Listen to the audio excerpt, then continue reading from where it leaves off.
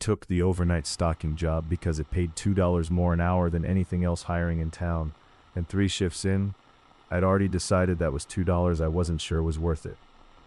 It was a Tuesday, 11 minutes before close, when the older man walked in. No cart, no basket, hands in his coat pockets, moving slow down the front of the store like he already knew exactly where he was going. Our shift lead, a woman named Renata who'd worked nights for 6 years, watched him on the monitor at the service desk and said, half to herself, "We don't usually get walk-ins this late." I didn't think much of it. People come in for milk, for medicine, for whatever they forgot. He just didn't seem to be looking for anything. The first strange thing was small. Renata radioed for someone to check on him around aisle 9, and Miguel, who was working electronics, said over the walkie that the man was actually standing near the fitting rooms, on the complete opposite end of the store. Renata pulled up the cameras to sort it out and told us both, flatly, that she couldn't find him on any feed at all. Not fitting rooms, not aisle 9, nowhere. We laughed it off at the time, the way you do when you're tired and it's almost midnight and nothing bad has happened yet. Then Priya, stocking cosmetics, said she'd just seen him standing at the end of her aisle, not moving, just facing the shelves like he was reading labels in the dark. Same minute, Miguel radioed that he'd just walked past electronics again. 2 different aisles, same exact minute, 2 different employees, both certain. Renata made the call to walk the store herself before we locked up and came back saying she hadn't found anybody, that he must have slipped out a side exit while she wasn't looking. We locked the doors at 11. I believed her, because I wanted to. I was alone in the health and beauty aisle around 2:30, restocking a pallet of shampoo, radio clipped to my hip gone quiet, because everyone else had spread out to their own sections. That's when I heard it. Not footsteps exactly, more like the specific squeak sneakers make on that particular waxed floor, coming from the aisle directly behind mine, keeping pace every time I moved my cart forward. I stopped. It stopped. I told myself it was Miguel, that he'd wandered over for something, and I called his name into the empty aisle. No answer. I pushed my cart to the end and looked down the connecting row, and it was empty, completely empty, fluorescent lights humming over nothing. I found out 2 weeks later, from a cop who came in asking Renata questions during a slow Sunday afternoon, that the store had let go of an overnight employee about 8 months before I was hired. Quietly, no police report, just a termination for policy violations nobody would explain further. That employee had kept his old badge.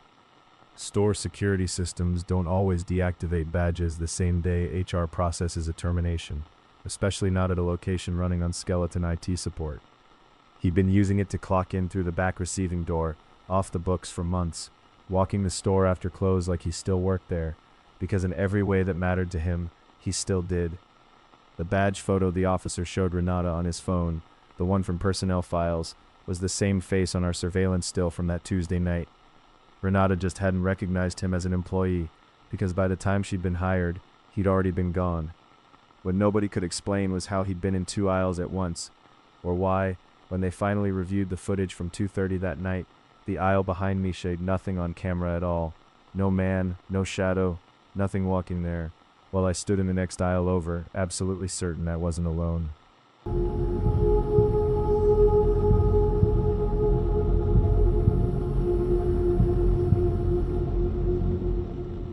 "11 years on overnight maintenance teaches you the sound a building makes when it's genuinely empty. And I mean that literally. The hum of the freezer compressors, the specific creak of the loading dock doors settling after close. I know that sound the way you know your own house, which is exactly why the new guy bothered me before he ever did anything wrong. He showed up on a Thursday in October, already in a store polo, already knowing where the mop closet was. Introduced himself as Wade, said he was new, and every one of us assumed somebody else on shift had hired him, the way you do when there's turnover every other month, and nobody bothers double-checking. He was likable, good with the register kids, remembered names fast, too fast if I'm honest, because within a week he was calling half the overnight crew by nicknames I didn't even know they had. He knew Priya's kid's name. He knew Miguel's college major. He knew things new hires don't know, because new hires haven't had 6 months of break room conversations to learn them. I noticed his badge first out of habit, the way you notice anything crooked on a shelf you're responsible for. It was always turned backward on his lanyard, blank side out, no photo, no name visible. I asked him about it once, casual. and he just said the clip was broken and he hadn't gotten around to fixing it. Reasonable enough answer. I let it go because you let a lot of things go when a coworker's easy to work with. It was our manager, Carl, who found the actual problem 3 weeks in, doing a routine payroll audit before a corporate visit. No Wade in the system. Not under that name, not under any recent hire in the last 6 months. Nothing in the scheduling software. No badge ID that matched anyone active. Carl assumed it was a clerical error at first. The systems glitch constantly, until he checked the security footage from the back offices and found something that made him call me instead of HR. Wade had never once clocked in through the front time clock like the rest of us. Every single shift, the loading dock camera showed him walking in through the receiving door at almost the exact same minute, 10:58 p.m. from the outside, in the dark, before anyone unlocked anything for him. He didn't use a badge to get in. He used a key, a physical key, worn smooth, that Carl didn't recognize and that didn't match any master key the store had on record. Carl and I confronted him together near the end of a shift, in the back hallway by the break room, both of us more nervous than we let on. I asked him straight out who hired him. He smiled, not menacing, just calm, which somehow was worse, and said nobody had to. I'd been coming here longer than either of you'd have worked here. Carl called the district office that night. It turned out the store had been robbed of a full loading dock key set nearly 4 years earlier, filed as an internal theft, never solved, quietly written off as a loss because nothing seemed to come of it afterward. Nothing apparently, except somebody deciding to let themselves back into the building on his own schedule, night after night, for years, blending into shift changes and high turnover so well that an entire overnight crew simply assumed he belonged there. We never saw him again after that night. He didn't run, didn't argue, just walked out the receiving door the same way he always came in, and by the time police arrived to review the footage, that door's camera had somehow lost its last 4 hours of recording, the only camera in the building that had.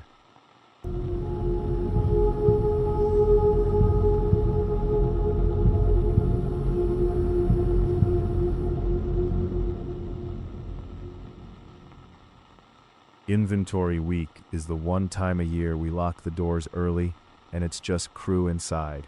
No customers, no manager on the floor most of the night, just 8 of us in a store the size of an airport. I'd led that crew for 2 years by then. I thought I knew every strange sound that building could make.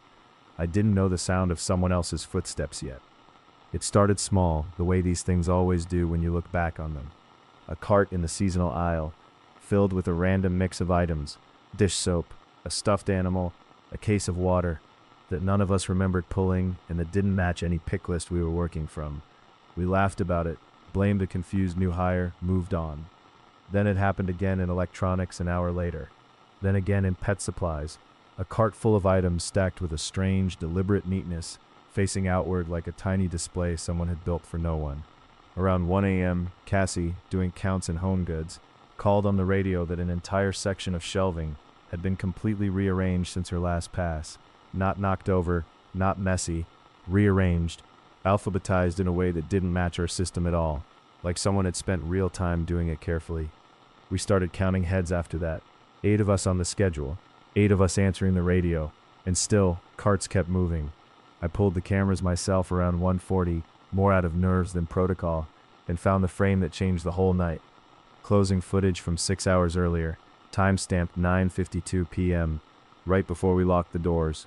A hooded figure ducking low behind a garden center display, waiting, completely still, while the closing crew walked right past without seeing him. He'd been inside the entire time, locked in with us on purpose before we ever turned the key. I got everyone to the front of the store as calm as I could manage over the radio, but Marcus, working alone and receiving, stopped answering it. We found him 10 minutes later in the stockroom, badly shaken, saying someone had come around a rack of pallets so close he could hear breathing before he even saw a shape, and that the shape had simply turned and walked away into the dark without a word. What followed was the worst 40 minutes of my life, moving as a group through aisles we knew by heart, that suddenly felt enormous, every gap between shelving a place something could be standing. We heard him more than we saw him, a cart wheel squeaking 2 aisles over, a door in the garden center swinging that should have been locked. At one point near the outdoor section, I swear I saw a shape duck behind a display of patio furniture, and none of us went to check. We just ran for the front doors and called 911 from the parking lot. Doors locked behind us, refusing to go back inside until police arrived. It took officers almost 20 minutes searching the building to find him. Finally, hiding inside a display shed in the garden center, sitting calmly on an overturned bucket like he'd been waiting for exactly this. He wasn't armed.